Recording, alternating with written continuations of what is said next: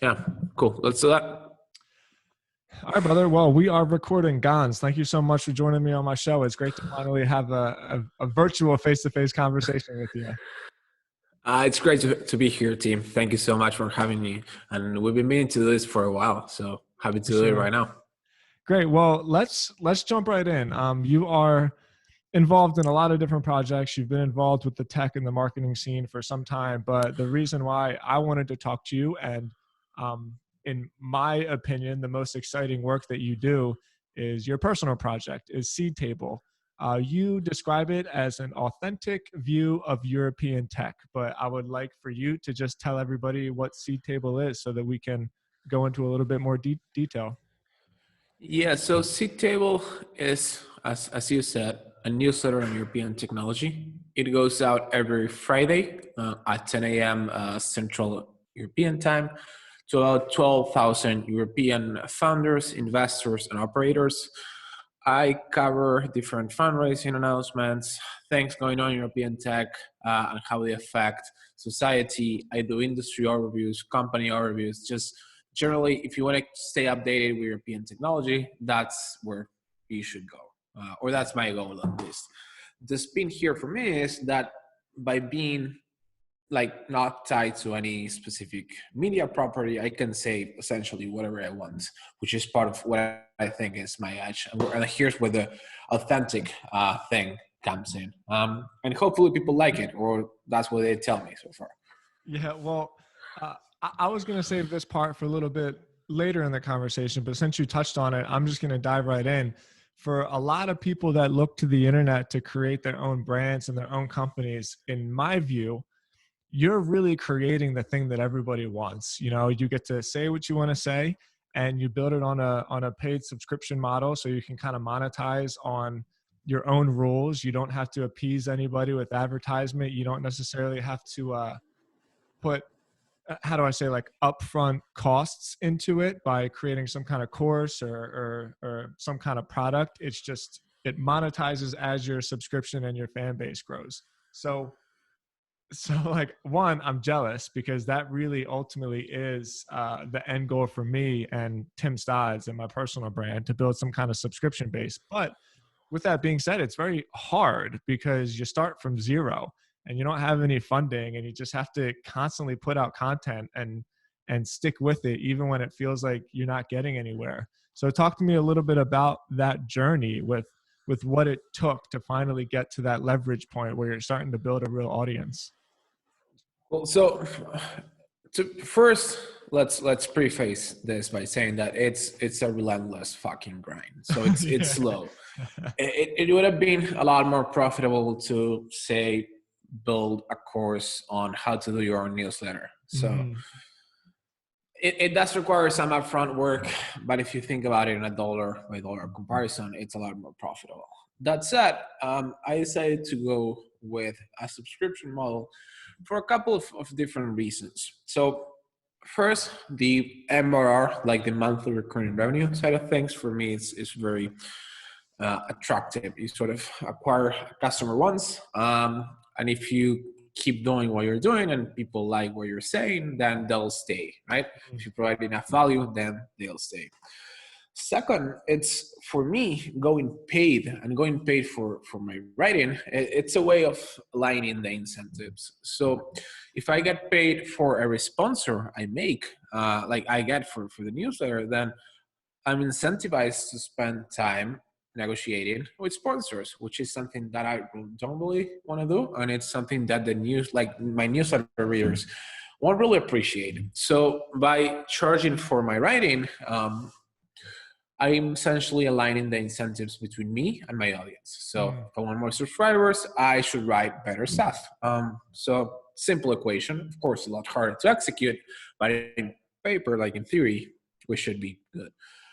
The other thing about going paid is that it becomes a forcing function. It's a forcing function for me to get better because my incentives are aligned. So I read more, I write more, I practice more. So that for me, like the progress I've seen over the past 6 to 8 weeks, I think I moved to paid 8 weeks ago. The progress I've seen on my own stuff, at least internally, has been fantastic compared to the rate of progress that I had, let's say, late last year. And finally, it was a bit of a test. So what I like to say is that if my writing isn't worth a few bucks a month, then why even write? So it's a bit of a test for me. So I think those are the reasons. I spent quite a bit of time building an audience before even thinking about going paid, and I'm being 100% transparent here. I've been thinking whether I did it too early, because one of the things about going paid is you put some of your stuff and sometimes your best stuff behind a paywall. What that does is you break this like content promotion flywheel. So you publish something, people share it, people see when someone shared it, they visit your stuff, and so on and so forth. So the more content you put out, the more people share it, and like you create a loop essentially. But when you put your best stuff behind a paywall, what you're doing is you are shooting that loop, like straight up. And that's a bit of a problem because it might slow down your audience growth, but to me, I think I've been able to balance it pretty okay. I don't know, something I've been thinking about quite a bit. But I've been writing for the past 2 years at this point and building an audience. So if you have a couple hundred subscribers, you probably shouldn't go paid. You probably should spend time building and getting to know your audience. So much about what you just described is the constant battle that I have in my mind as well. I think one of the reasons why we relate to each other, even though, you know, our relationship has really been mostly through Twitter, and I think this is the second podcast that we've done together. But I think like one most of the relationships. yeah, I know they're the most authentic relationships I have right now. But one of the reasons why I think we relate is because writing is really, really difficult, and there's real trials and tribulations to be a good writer, and the time that you have to put in and the practice you have to put in, and in my view, like the vulnerability that you need to be comfortable with, because you're putting yourself out there, you know, for the whole world to see. So for me, there's just that constant battle where I have a pretty substantial audience, enough that I know if I put some kind of course together or if I approach the sponsor, like I could probably do it. But, you know, the dream is to have that monthly recurring revenue where you basically get to make money for saying the things that you're saying anyway. And it's just such a real, it's a real tricky timing, because like you talked about, like once you put that behind a paywall, you cut off your biggest promotion tool, which was that flywheel effect. So yeah, like I commend you for making the decision to do that, because I'm not at the point yet. I think tactically, one of the ways, which I think it makes a lot of sense, which it seems that you're doing as well, is having a podcast that always remains a free piece of content, no matter what. And then if you accompany the podcast with kind of like a weekly synopsis as to what the bigger story of the week is, which is behind the paywall, I think from a tactical standpoint, that's a good strategy. That's kind of what I'm going for. My newsletter subscribers are decent, but my podcast subscribers, I'd like to grow a little bit more. And you know, you got your mic in front of you. I know that you're starting your podcast. Is that the strategy that you're taking? Yes. So partly is that, of course. Yeah. The podcast acts as the sort of the top of the funnel growth for the rest of the newsletter. Yeah. That said, I don't think as the podcast as a magic bullet. I'm thinking about two things right now, and I'm going in two different ways here. So the first one is, how can I make the paid offering more valuable? So that's anything from reports, deeper analysis, more content more often, or even a community, for instance. So I'm exploring those things. And the good thing about having an audience is that you can explore it with your audience. So that's great. I sent a survey, I'm emailing them, I'm jumping on calls. So that's been super helpful. Second part is, I'm thinking about how can I put out more great content out there, without, I don't want to say insulting, but making sure that I respect the people who are paying money, right? Because those are my core subscribers. Those are my people in a sense. So the podcast is part of that, right? It's only one piece of the puzzle, not a magic bullet. And the other thing about podcasts is that if you have a large enough audience, what you can do is you can leverage that audience to get interesting guests. So first, you actually get to have great conversations with very, very interesting people. And those conversations can open up your mind to things that you probably never considered before. So I had this recording today with someone who runs a fund in Europe and who also spends a lot of time reading and writing. And the things that we talked about, like we covered everything. We covered technology in Europe, and we covered governance, for instance. Like we covered Singapore, and it's super interesting to me. The other thing is, and what I was going to say, I think I lost my track there. But yeah, the other thing about leveraging your audience to get interesting guests is that usually, by definition, interesting people have audiences as well. So what you get to do is you get to expose yourself to their audiences, and you grow your own audience as a result. So it collaborates with that flywheel, particularly now when most of my good stuff is behind a paywall, because I made that decision and I gotta own it and I gotta respect the people who became paid subscribers. So yeah, we're totally in line with that. One more question about the actual growth model, because I do want to talk about the substance of Seed Table. I think the subject matter is really interesting. I think it was really smart. It's a open platform that also has a ton of people that are interested in it. You know, I think like the American tech space has a ton of people involved in it, and the stock market space, like we can name all those newsletters off the top of my head. And I think it was such a good move for you to take this subject matter that still has room in it, but also has a ton of audience. So I want to talk about the substance matter of Seed Table. But before that, I've always been curious as to the decision that you made to stay on a self-hosted platform. I've had Hamish McKenzie on my podcast before, the founder of Substack. I think I remember you tweeting a few times that you were going to move to Substack. I am glad, as much as I'm a fan of Substack. I think that like visually the user experience from the interface probably could use some work. And I think your website reads really well. And it's very easy to navigate. So like, why? It takes more work to build something custom that you're doing. So why did you keep it custom? Why are you building it yourself as opposed to using something like Substack or like a Revu or a platform like that? Yeah. So, well, first, I'm a big fan of Substack, what too. they're doing. It's really awesome. Even though they're like, now I'm getting competitors pop up all the time, thanks to Substack. But I'm a big fan of what they're doing. They are sort of democratizing this model and making it super easy. Think of like Medium for newsletters. So what I had to do to set up Seed Table a couple of years ago was build a landing page, set up MailChimp, connect both things, like get going. Substack makes it super easy for you. But ultimately, I decided to stay with Seed Table for 3 different reasons. The first one is I like to build stuff, and I like to build my own stuff. Second one is I prefer my own designs, and I prefer my own flexibility. So Substack is super rigid, and what their roadmap might be probably won't align to my audience. So if you're starting out, like those constraints are a necessary part of the ease of use, of the democratization. But as you advance, then those constraints might cause problems to you. Yeah. And the third one is I'm not sure I trust anyone with my audience at this point. Yeah. Like I want to,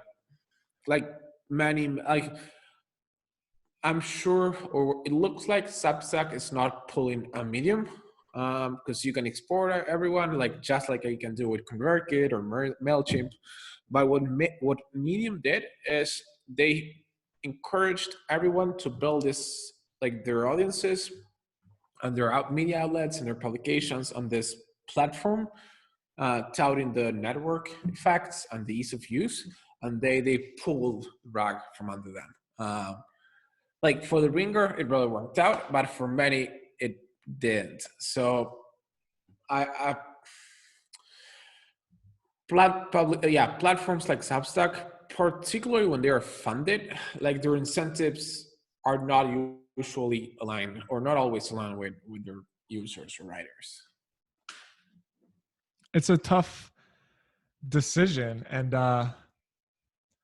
this is a subject matter again that I can really go down the rabbit hole with, because I feel really passionate about it. Like what they're doing, especially because Hamish and the Substack guys, they're journalists, and so they're trying to bring like journalistic integrity back and creating some kind of monetization method for writers, so that they're not, like we talked about before, so they're not they're not being run by their advertisers, basically, so that their incentives can be true and be aligned. And I appreciate that. But I'm always just so weary of that. I mean, for instance, when I was building up Sober Nation years and years ago, we had a Facebook page and it had 40,000 followers. And I remember staying up all night and I would write these blog posts and I'd post it on Facebook, and I would just watch the live analytics of the people rushing to the website and reading my content. And then the same old bait and switch that now we've seen a million times. Like, you have to remember that you don't actually own that audience.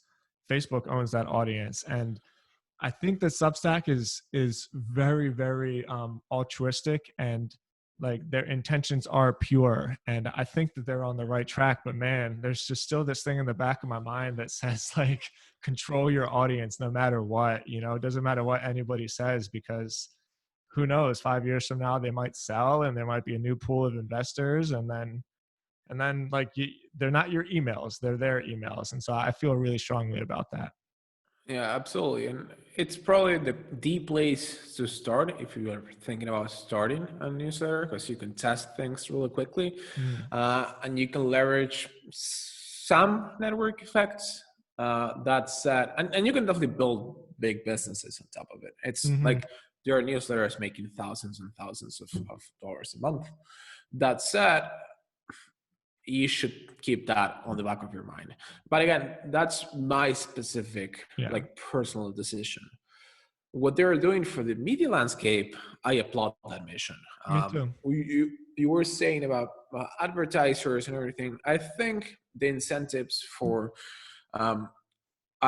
for media publications have been fucked up for a while. So if you think about, and I tweeted this, I think last week, but if you think about the story of media and big tech, big technology companies, it started a while ago. A few decades ago, media properties were local monopolies, essentially. They were the ones with access to the distribution, they were the ones with access to the printing press, and they were the ones with access to the audience. So if you were a local business, let's say running a sale or whatever, you had to go through the newspaper to advertise it to everyone in that city or everyone in that country. This sort of local constrained monopoly, what it did is it skyrocketed the prices of advertising and everything. But then the internet came. And at first, media thought, oh, cool, we can sell more advertising, we don't need to print more papers, and we can reach everyone. That didn't work out that great. Why? I think at some point in 2012, 2013, after years of media sort of praising big technology and saying, like, for instance, I think the climax of this was media praying tech and Facebook for getting Obama into office.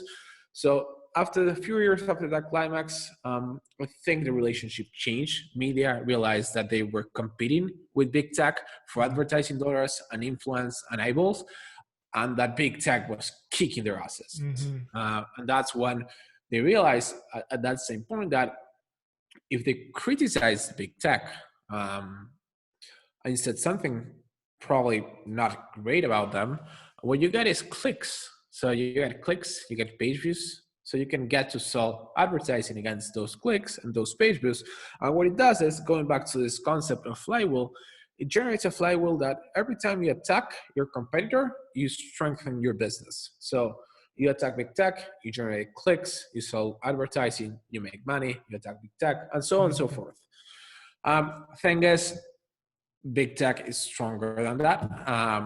And right now we're seeing, particularly now with COVID, we're seeing how publications are dying because their advertising, not budget, their advertising dollars are drying up. Yeah. So what Substack is doing, which is putting power on the hands of journalists and building sort of this marketplace of ideas when it comes to newsletters, I think it's really, really cool. I think it is too. It's the business model about content creation that I'm most excited about. Not just the Patreon subscribe, if you like my work, subscribe to me, but offering something that is worthy of paying money for. And that's why I'm so excited. It's a business. Yeah, it's a business, not a charity. Exactly. It's a real business. So okay, so let's move on to Seed Table. We talked about your angle. You write really in-depth features about the European technology space. First question I have is, what is it about European tech that you're most excited about? Like, how do you think the European landscape is differentiating itself from the American or maybe even the Eastern landscape? Oh, do you have like 90 minutes for this? Let's break it up a bit. So, and this is one of the things that it's most discussed in Europe. Can we be like Silicon Valley? Probably that's not the right question.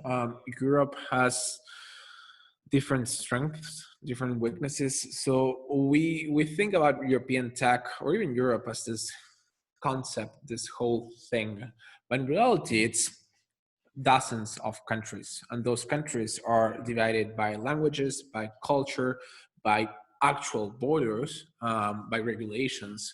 So everyone's thinking about how can Europe become more like Silicon Valley? And I think that's entirely the wrong question. What we've seen is, and I think people were asking that question mostly because Silicon Valley was the only place to look at. So there was no other playbook for building a tech hub. No other comparison. But then China came along, Yeah. and you can say what you want about China, but they got they run a very, very tight ship, and they have to, of course, because when you're a dictatorship or an authoritarian government, then you gotta keep people happy, and you gotta provide them with economic growth and economic stability. Like that's the sort of the legs in which the regime stands: economic growth and economic stability. So what China showed is that you can build technology companies, huge technology companies.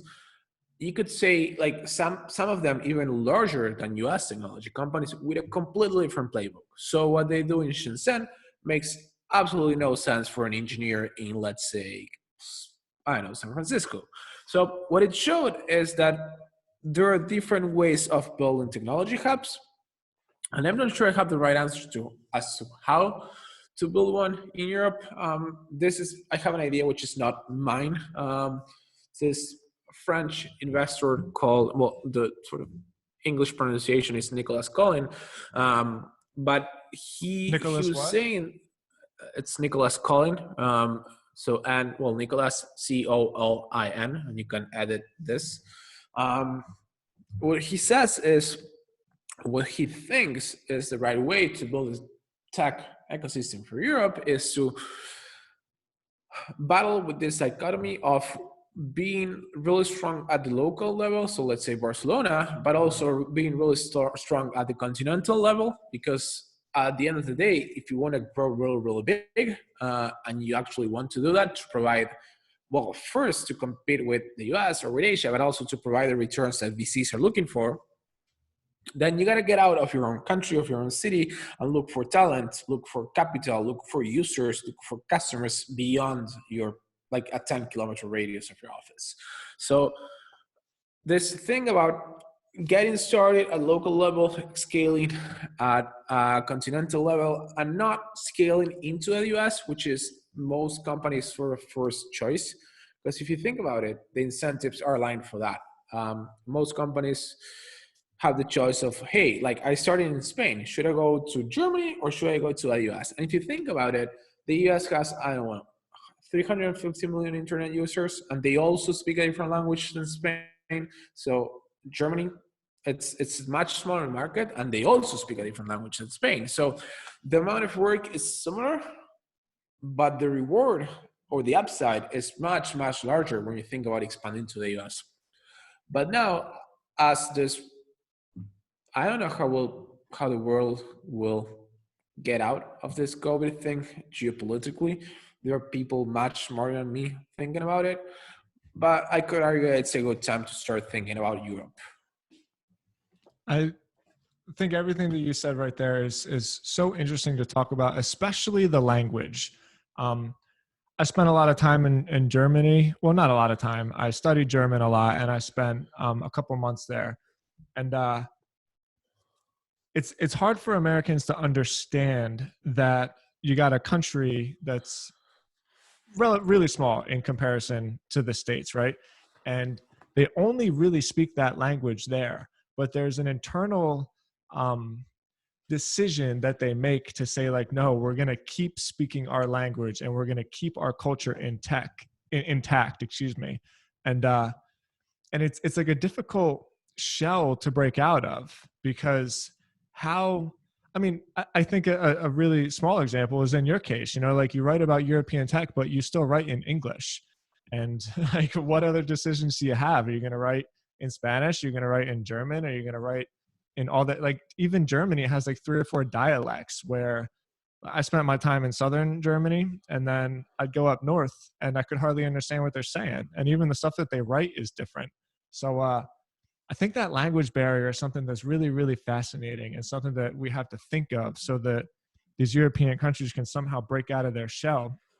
And with that, the next thing that I'm curious, since you have a much better insight, is out of the countries. I would think, right, Britain, Scotland's got some cool stuff going on.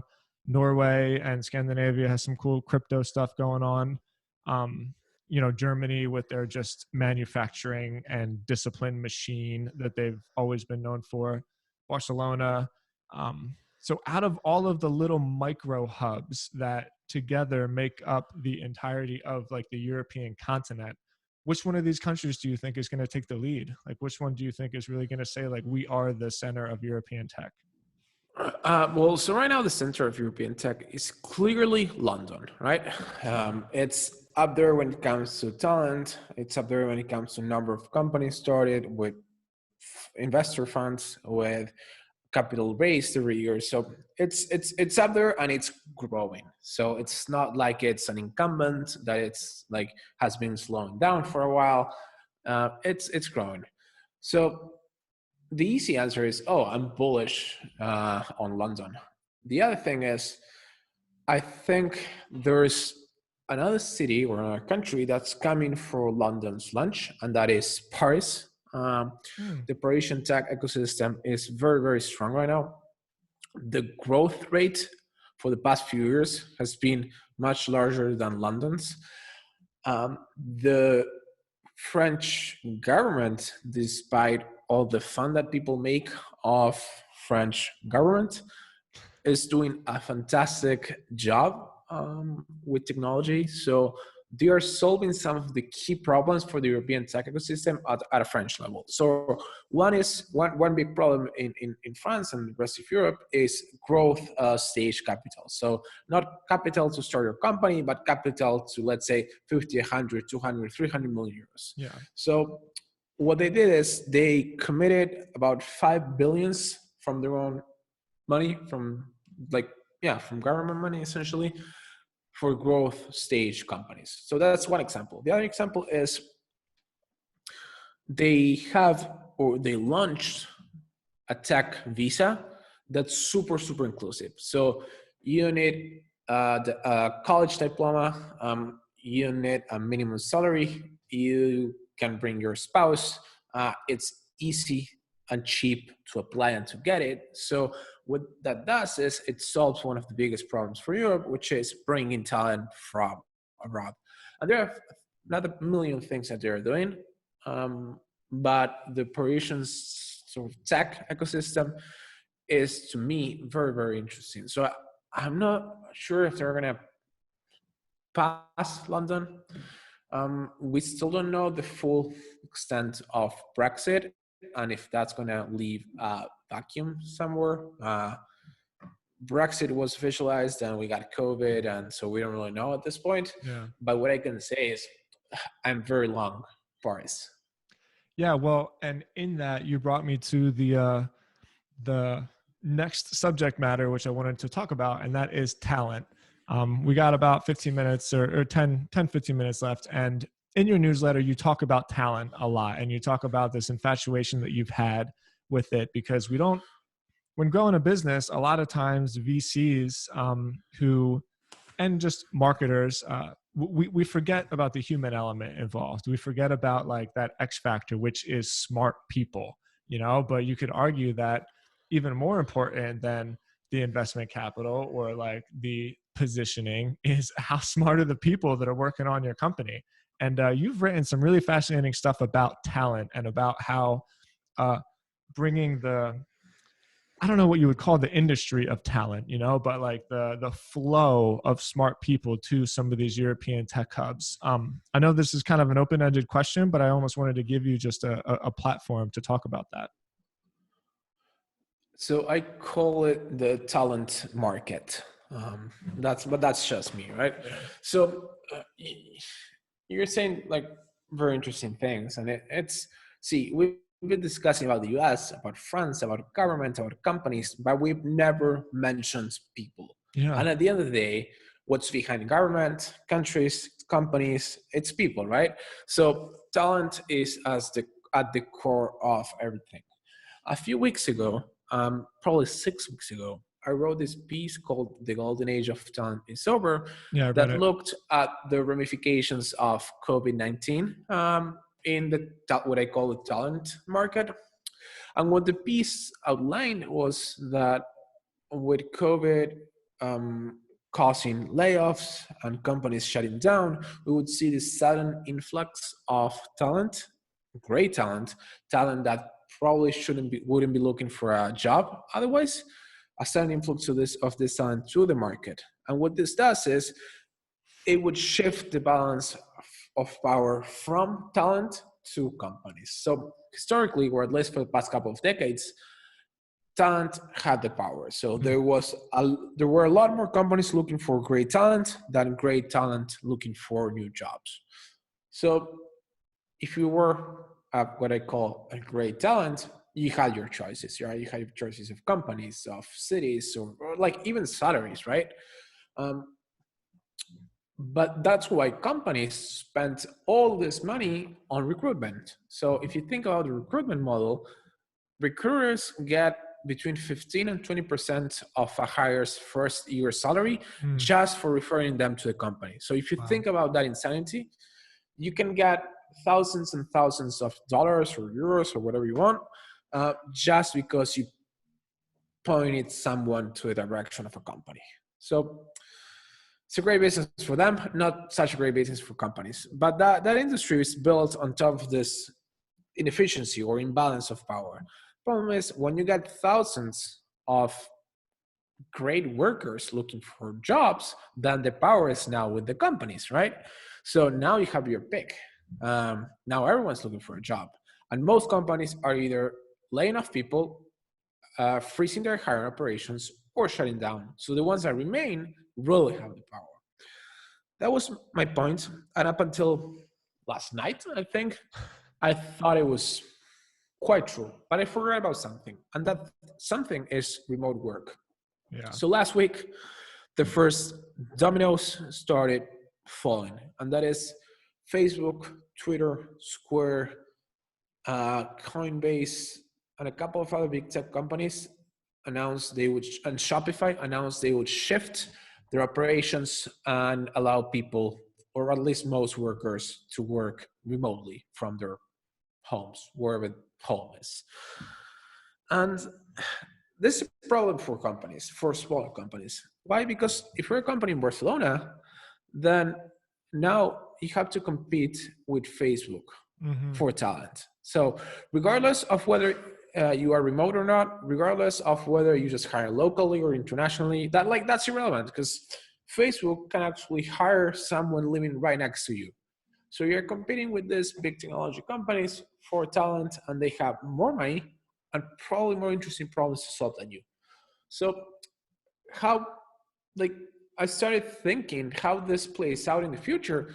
And if you like go full game theory in this and do enough iterations, where you get is that the right move, if you're a company CEO right now, is probably to go remote to counter the fact that big tech companies are going remote. So you're hiring, I'm trying to articulate this as I go because I haven't like Still working written it about out. it or anything. I'm still working it out as I go. Yeah. But if you think about a city as a talent market, right? It's super small. It's like this small, like olive sized market. And then you got a million of these markets everywhere, each city, each country, and so on and so forth. And they remain mostly static, and sometimes they interact with each other because some people move from city A to city B or from country A to country B. When Facebook says, okay, I'm going remote, they essentially, it's like an octopus, right? They can go everywhere right now. So the best way to react to that is not to compete with Facebook in your small olive-sized market. It's to go remote as well and say, okay, then the playing field is the entire world. Um, so I think I underestimated that effect when I first wrote The Golden Age for Talent is Over. And I think we'll see a lot more companies going remote over the next few years, not because going remote is cool, which for me it is, but because going remote is the only sensible response to big tech companies going remote and competing for your talent in your backyard. I wonder about that as well. I wonder, and only time will tell. This is just stuff that I'm trying to work out because, I mean, for Stodzy, from my marketing agency, for instance, without giving you too big of a story, like Stodzy is kind of the linchpin of the marketing infrastructure that we have with all of our websites, right? We have this internal company that essentially provides the labor that we need to grow all of our other assets. And I've always loved having the office. I'm still paying rent on the office. No one's been there for 3 months. And there's just this weird feeling in the back of my mind where already we have employees in the Philippines, we have employees in Poland. And it's funny too, when you talk about talent, I never thought of it this way until you brought it to my attention, but different cultures really thrive on different skills, like Poland has some of the best web developers in the entire world. I don't know if it's just the stubbornness or the work ethic that they have over there, but they stick with it until they get it. I think, in my opinion, we've still found the best writers in the States. Especially, I think most of the internet is in English. I don't know how much. It's probably like a vague statement, but in our experience, it still made sense to pay more for writers in the States. But up until 3 years ago, I would have probably had those writers in-house. Now they're everywhere. I mean, all over the country. So it's just so interesting as to how much of this was a natural development of the fact that the communication is so instantaneous, and how much of COVID is just acting as an accelerant to what may have already been the case. Who knows, but it's definitely really interesting to think about. And I never put a whole lot of thought into it until I started reading your work, which is why it's something that I wanted to bring up. Yeah, the only thing to be wary of is I always speak about talent in these very abstract terms, but the reality is what you were mentioning, right? An office that you're paying rent, but no one's going to. People in the Philippines, people in Poland, people in the US. So it's not really as black and white as I paint it to be. Sure. So that's something to definitely keep in mind. It's not that like Facebook will go for every single worker everywhere, right? Yeah, because there is still something to walking into the next room and saying like, can you look at this for me? You know, like we really, really do miss that. And I wonder where it's all going to fall, you know, like where this is going to end up. I don't know. Yeah. And I can't claim to know. Like we all like to play predictions, Yeah. but at some Expert. point, we got to start. We got to stop predicting and start building. Well, Gonz, I really, really appreciate your time. I'm so glad that we're finally able to get onto this and have this conversation. I praise you all the time on Twitter. I'm such a fan of your work. I commend the fact that you continue to write in English, even though who knows, it's like your third or fourth language. It's really, really cool. And on top of that, I am just a fan, like I talked about before, of the model that you're doing, because although you have to really have thick skin for it, because you have to keep writing and writing and writing, believing that one day this is going to take off to the point where, you know, like, hey, if I created some product, I could probably make a couple bucks now, but you're sticking it out for like the real big win in the future. And I'm just a fan of people who are willing to put that time in the beginning for something that's like really, really worthwhile. So congratulations to all your success, man. I'll definitely be following along. Thanks, man. It's been a pleasure to have this conversation with you. We should do it more often. Sure. And we'll see who's right on like me or reality. Yeah. All right. Seedtable.com. You're pretty active on Twitter. I'll make sure I link all that in the show notes. It's pretty simple, right? Anything else you got to say? Nope. All set. Follow me on Twitter if you want some not so smart takes on European tech. And other than that, it's been great, man. Talk soon. All right, brother. See you later.